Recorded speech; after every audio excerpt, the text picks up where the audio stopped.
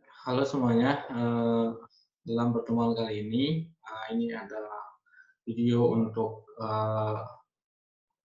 kelas PGSD, yaitu mata kuliah Pendidikan Matematika 2, yaitu pembelajaran yang dilakukan terhadap matematika yang dipelajari pada sekolah dasar tingkat tinggi, yaitu kelas 4, 5, dan 6.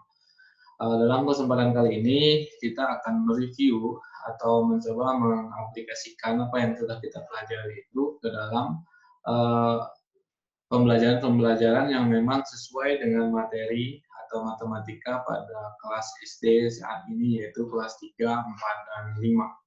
Yang pertama sekarang kita akan mencoba mereview apa saja yang tercantum dalam kurikulum yang terbaru sekarang. Ini bisa dicek. Oke, ini adalah kelas 6 ya. Saya mulai mungkin dari kelas 4 saja. Oke, kita mulai dari kelas 4. Apa saja yang dipelajari di kelas 4 itu? Yaitu yang pertama tentang pecahan.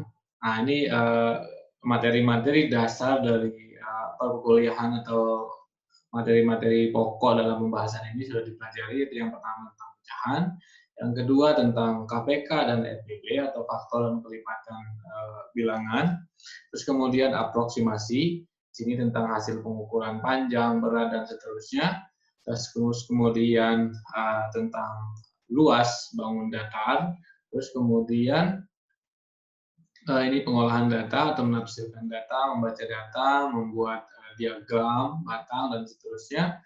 Terus yang berikutnya tentang pengukuran sudut, baik dalam satuan baku dengan busur derajat.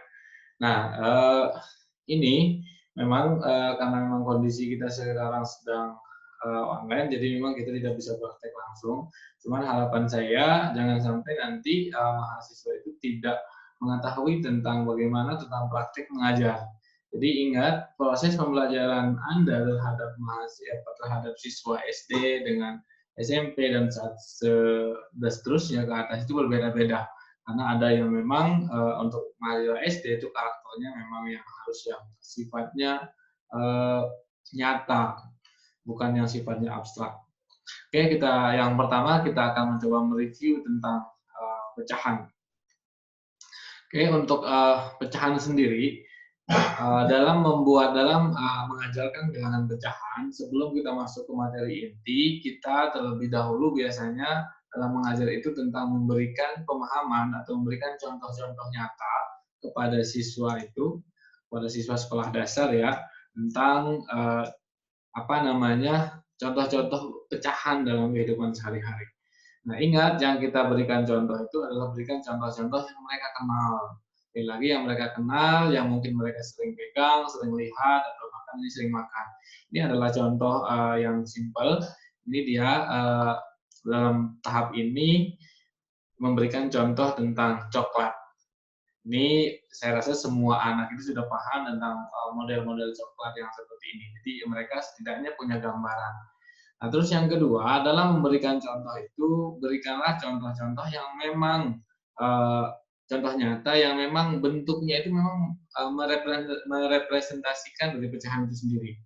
Jangan seperti jalur zaman dulu itu ketika mencontohkan bilangan pecahan itu biasanya guru itu menggunakan memotong kapur tulis sehingga kemudian potongannya itu kadang-kadang tidak sama persis, akhirnya ada terjadi miskonsepsi atau perbedaan penafsiran dari siswa. Nah, jadi kita usahakan dalam memberikan contoh itu berikanlah contoh-contoh yang memang nyata dan bentuknya memang bisa merepresentasikan dari pecahan itu sendiri. Jadi kayak begini, ukuran antara ini dan ini itu bisa dibilang hampir sama atau sama. Jadi sehingga kemudian dalam mencontohkannya nanti siswa itu tidak terlalu bingung.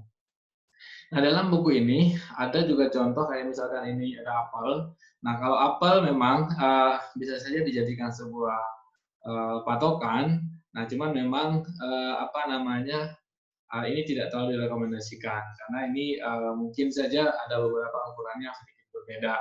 Dan bisa dicontohkan. Nah, yang kedua, dalam memberikan sebuah contoh, contoh yang diberikan itu ada dua tipe, yaitu yang pertama yang real atau yang semi real. Yang semi real itu artinya atau semi yang tidak nyata itu, tapi sesuatu, contoh misalkan ini apel, mungkin saja kalau saya bilang ini coklat, ini apel, mungkin ada kesulitan ketika harus mengadakan itu. Nah, untuk mengantisipasi sekarang, karena memang sekarang zaman teknologi sudah canggih, Anda bisa menampilkan ini dalam slide Anda. Nah, slide kita bisa membuat slide dan kemudian bisa menampilkan di sana bahwa oh ini adalah contoh bilangan pecahan seperti ini, coklat seperti ini, lalu kemudian ini ya apa. Jadi sesuatu yang nyata itu kita bisa membuatnya meskipun barangnya tidak ada, kita bisa menggantinya dengan slide. Saya rasa anak pun akan menjadi paham. Karena memang contoh misalkan kita mengangkat barang-barang yang sangat besar sekali, tidak mungkin kita bawa, tapi kita bisa menampilkannya dalam slide. Nah, setelah mencontohkan hal-hal yang seperti ini, yang bentuknya memang bilangan-bilangan nyata atau perlu hal-hal nyata dalam kehidupan sehari-hari, kita baru bisa masuk nanti ke dalam tahapan-tahapan yang mulai abstrak, yaitu mencontohkan, yaitu yang tadi ini adalah contoh coklat yang tadi bentuknya persegi panjang, terus ini kemudian kita bisa mengasosiasikan ini itu sebagai bentuk apel, sehingga kemudian anak-anak itu bisa lebih paham. Nah, terus yang kedua, ini saya akan mengingatkan kepada Anda semua sebagai calon guru, ini ada beberapa hal yang menjadi catatan yang memang harus Anda pahami.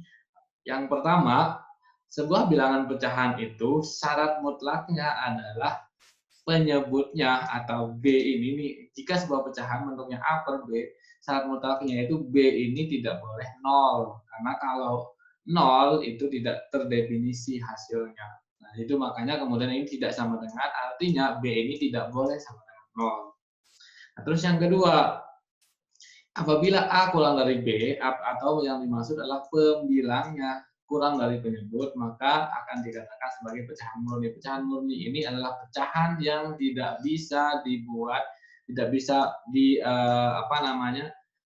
dibagi menjadi bilangan bulat atau menjadi bilangan pecahan campuran. Jadi ini yang dikatakan pecahan murni.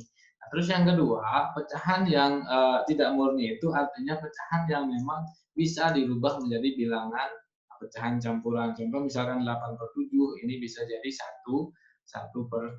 Ini bisa menjadi pecahan campuran. Artinya ketika pembilangnya lebih besar daripada penyebut, ini tidak menjadi pecahan murni karena memang ini bisa dirubah menjadi pecahan campuran. Nah, ini yang saya sebut tadi. Jadi pembahasan nomor 2 dan nomor 3 ini nyambung. Jadi ketika terjadi kasus bahwa ada M di sini, ada bilangan bulat di sini, kemudian ada bilangan pecahan asli di sini, maka itu dijadikan sebagai namanya bilangan pecahan campuran.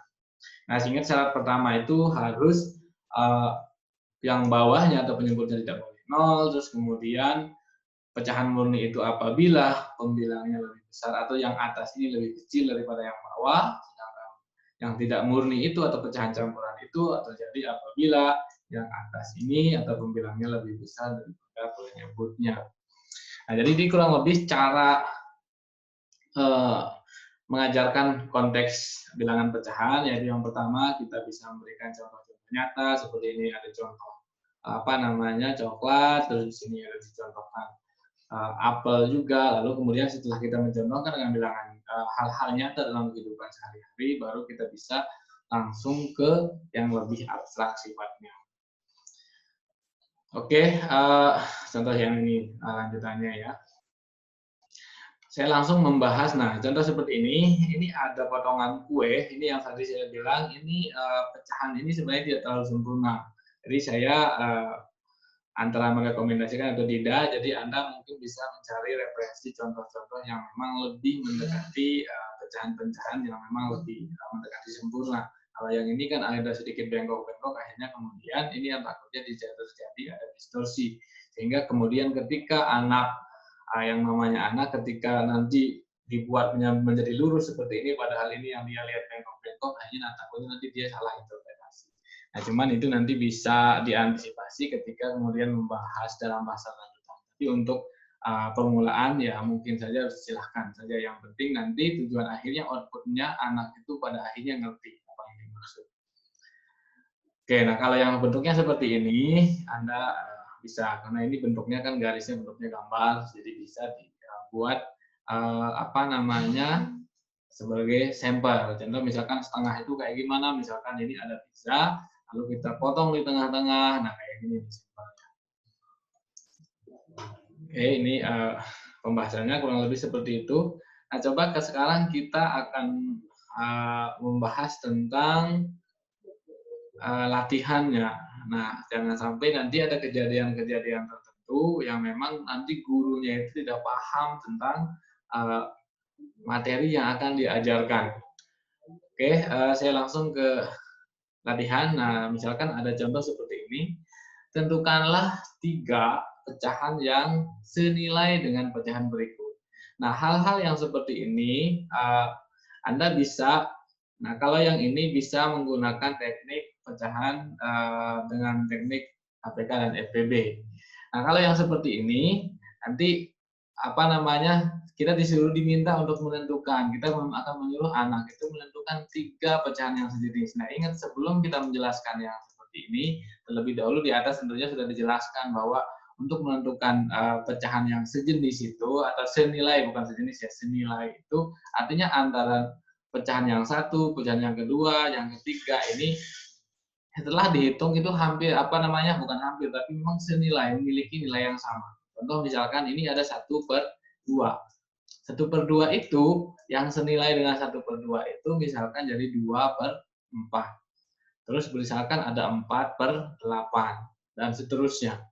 Nah, jadi boleh ke atas naik, boleh ke bawah. Artinya adalah ketika dibagi, misalkan ini 1/2 dibaginya sama dengan 0,5. Jadi ketika nanti dihitung berikutnya tetap hasilnya itu 0,5. Nah, cuman cara gampangnya, cara membuat pecahan yang senilai itu cukup dengan mengalihkan yang atas dengan yang bawah itu dengan satu buah bilangan yang sama. Contoh misalkan yang atas kali 2, yang bawah kali 2, jadi 2/4. Yang atas kali 3, yang bawah kali 3, berarti 3/6.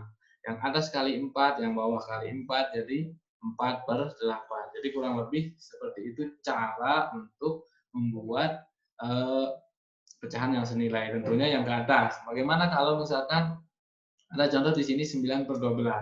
Nah, selain mengalihkan tadi, kita juga bisa menggunakan cara membagi.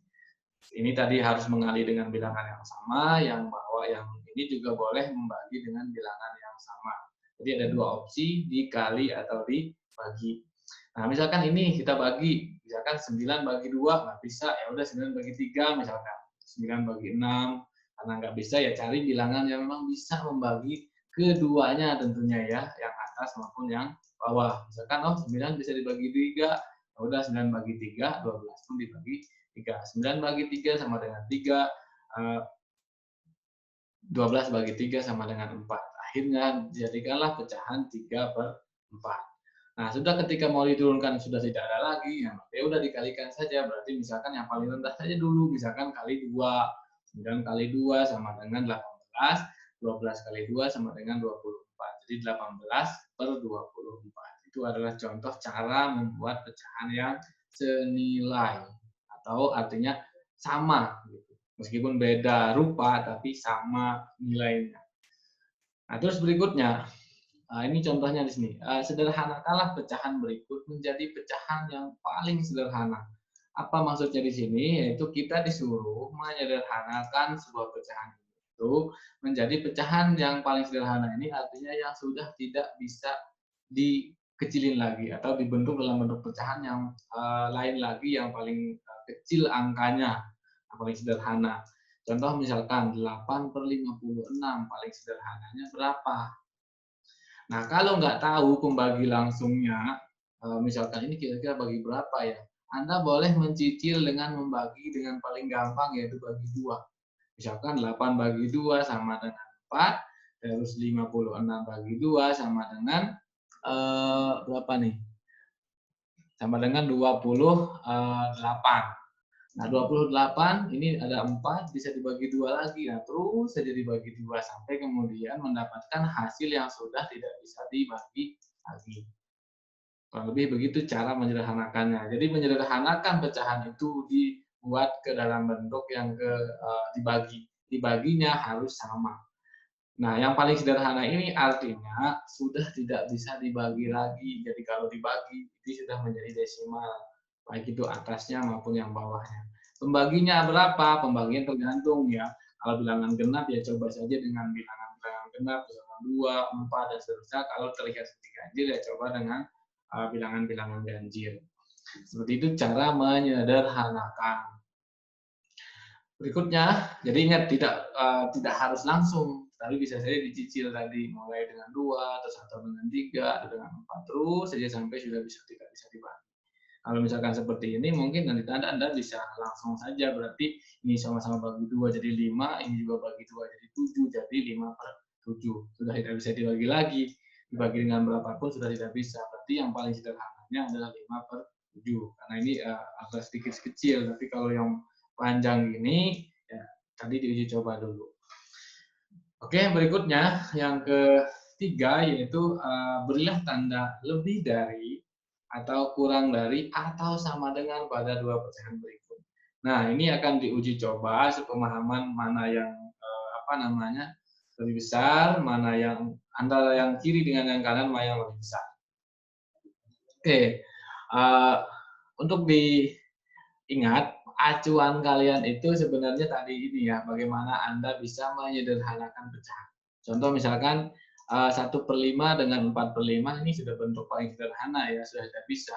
Mana yang lebih besar? Nah, kalau sudah penyebutnya sama, lihat aja pembilangnya mana yang lebih besar, maka itulah yang lebih besar. Mana yang kita taruh di sini? Kalau kita taruh yang ini, maka akan terjadi 1/5 lebih dari 4/5. Padahal yang benar itu adalah 4/5-nya yang besar. Sehingga kemudian kita pakai ini. Berarti 1/5 kurang dari 4/5. Jadi kita menggunakan tanda yang ini. Oke, berikutnya segini sekarang 8/10. Di sini 4/5. Nah, dalam kasat mata ini terlihat ini lebih besar. Padahal ini kan bentuknya paling sederhana, sedangkan ini bukan bentuk paling sederhana. Nah, kita sederhanakan caranya ya udah coba aja dengan bagi 2, bagi 8 bagi 2 sama dengan 4, 10 bagi 2 sama dengan 5, berarti 4/5. Oh, ternyata sama. Nah, karena sama kita taruhlah tanda sama dengan di sini. Begitu juga dan seterusnya ya. Jadi kalau ini sudah bisa terlihat ya, jadi sudah bisa terlihat bahwa yang lebih besar itu yang sebelah mana, yang lebih besar itu tentunya yang di sebelah kanan. Kenapa yang sebelah kanan? Ya udah misalkan ini dibagi 2 sama dengan 2, ini dibagi 2 sama dengan 18. Jadi lebih besar 2/18 dengan 2/9 ya udah pasti lebih besar dari yang ini. Karena ini itu pembagi, ingat yang bawah ini semakin besar pembagian maka semakin kecil nilainya dengan syarat yang atasnya sama. Nah, kalau yang bawahnya sama, maka yang lebih besar itu adalah yang atasnya lebih besar dengan syarat yang bawahnya sama. Kalau yang atasnya sama, yang lebih besar itu adalah yang bawahnya lebih kecil. Nah, itu mungkin teknik-teknik yang bisa ini trik ya, trik untuk gurunya, tapi dalam mengajarkan itu kita mencoba memberikan ke siswa itu konsepnya dulu di atas. Setelah mereka sudah paham konsep, baru kita bisa memberikan mereka trik-trik cara menyelesaikan. Oke, ini sudah banyak sekali contoh tentang implementasinya. Nah, implementasi juga seyogianya memang harus dijelaskan ke anak atau paling tidak diceritakan. Misalkan tentang ibu belanja di pasar dengan membeli 5 kg telur, atau telur 1,5 kg, bawang putih 1/4 kg, dan seterusnya. Itu istilah-istilah dari orang tua yang mengatakan biasanya 1/4 itu seberapa, dan seterusnya. Ini mungkin bisa menjadi referensi ketika bagaimana implementasi. Dan setelah kita tadi yang pertama memberikan dia konsep yang nyata, kita ajarin dia konsep yang tadi, terus kemudian kita ngajarin triksnya, terus yang kemudian kita ajarkan tentang implementasinya atau bagaimana sih apa saja sih gunanya materi ini di dalam kehidupan sehari-hari. Nah, ini bisa bisa dijelaskan, kemudian bisa juga menjadikan ini sebagai contoh-contoh soal. Nah, anak-anak itu dari sekarang jangan hanya sampai dia bisa menjumlahkan ini saja, tetapi harus di ujung pembelajaran itu harus dia bisa mengimplementasikan atau ada soal-soal cerita. Soal cerita itu yang akan melatih mereka bagaimana proses pemecahan masalah, bagaimana proses penalaran dalam matematik, atau bagaimana proses koneksi. Bagaimana mengoneksikan antara kemampuan matematik dengan kehidupan sehari-hari.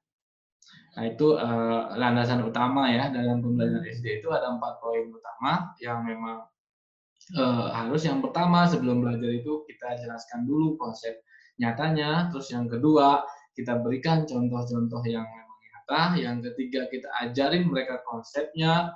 Setelah mereka paham konsep, kalau memang membutuhkan proses penyelesaian cepat, Anda boleh menyisipkan trik-trik cara menyelesaikannya. Terus yang terakhir adalah bagaimana kemudian kita menjelaskan implementasi dari mata pelajaran itu dalam kehidupan sehari-hari. Jadi ini menjadi sebuah paket lengkap. Nah, karena memang sekarang kan konsepnya tematik. Oke, untuk yang pertama, ini kurang lebih mungkin gambaran dari materi-materi tentang pecahan yang akan diajarkan dalam matematika di tingkat SD. Nah, ada juga di sini ada persen ya, jangan sampai nanti Anda melupakan tentang persen. Persen itu adalah artinya per 100. Nah, operasi-operasi dalam persen itu, misalkan ini ada contoh-contoh diskon, diskonnya 70%, gitu. Artinya ini 70 per 100. Jadi harganya itu dikurangi 70% dari harga yang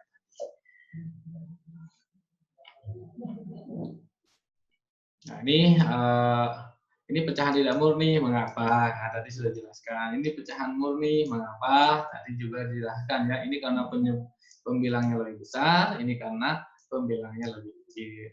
Ini pembilangnya tidak murni, kenapa? Karena memang ini juga karena pembilangnya lebih besar. Jadi hal-hal seperti itu kan bisa dijelaskan juga karena memang ini bisa dirubah menjadi bilangan pecahan campuran. Artinya kalau disederhanakan lagi sudah bukan merupakan pecahan murni. Jadi untuk review di target saya untuk yang materi yang pertama ini tentang pecahan-pecahan ini mungkin masalah konsep penjumlahan dan perkalian juga harus diingat ya. Penjumlahan dan perkalian dari bilangan pecahan itu harus diingat, jangan sampai kalau untuk bilangan pecahan operasi pada bilangan pecahan itu kalau penjumlahan dan pengulangan harus disyaratkan ke penyebutnya harus sama dulu. Sedangkan kalau misalkan perkalian itu tidak perlu, cukup tinggal langsung mengalihkan saja atas kali atas, bawah kali bawah. Nah, bagaimana pertanyaan cara menyamakan tersebut? Saya rasa kalian juga sudah pernah diajarkan di dalam materi-materi yang sebelumnya. Jadi konsep dari yang sekarang ini kita hanya mereview tentang pembelajarannya. Nah, terus sekarang kita lari ke bagaimana cara membaca bilangan desimal. Ini artinya bagaimana sih yang tadi bilangan pecahan, yang sekarang kita sudah masuk ke bilangan desimal. Saya mulai dari yang pertama, ini mungkin, nah ini nih, ini sudah mulai yang berikutnya. Nah, jadi ini kalau untuk bilangan desimal, memang ini bilangan desimal ini menjadi bagian dari pecahan itu, yaitu yang kalau yang pecahan yang tadi bentuknya seperti ini, sebenarnya desimal juga merupakan bagian dari bilangan pecahan. Karena memang 0,5, 1,7, 1,2, dan berapapun koma. Yang penting ada komanya selain koma 0 itu menjadi bilangan pecahan yang memang pecahan yang bentuknya memang bentuknya A per B, ada yang memang bentuknya desimal. Nah, berikutnya ini ada contoh ibu membeli gula pasir. Nah, ini juga salah satu contoh bagaimana memberikan kepada anak itu gambaran tentang bagaimana implementasi. Jadi boleh dibalik-balik ya, implementasi sebagai gambaran umum. Cuman tahap awal ini bisa dikatakan bahwa ini kita memberikan contoh pada sesuatu yang nyata. Cuma untuk tahap awal jangan memberikan contoh yang memang mereka membutuhkan operasi yang rumit dalam menyelesaikan itu, karena memang pada dasarnya kita belum memberikan mereka pembelajaran. Ini hanya untuk memancing saja. Nah, jadi pada awal ini kita memberikan contoh-contoh yang sederhana supaya mereka ketika nanti belajar itu mereka sudah ada bayangan tentang konsep yang akan kita ajarkan. Nah, di sini sudah dijelaskan langkah-langkahnya seperti apa. Lalu kemudian setelah kita berikan mereka contoh-contoh nyata seperti ini, baru kita masuk ke konsepnya. Jadi bagaimana kita menjelaskan dari contoh-contoh yang nyata, terus kemudian ke konsep, kita menjelaskan konsepnya. Nah, jadi dalam pembelajaran kali ini ada banyak sekali mungkin materi yang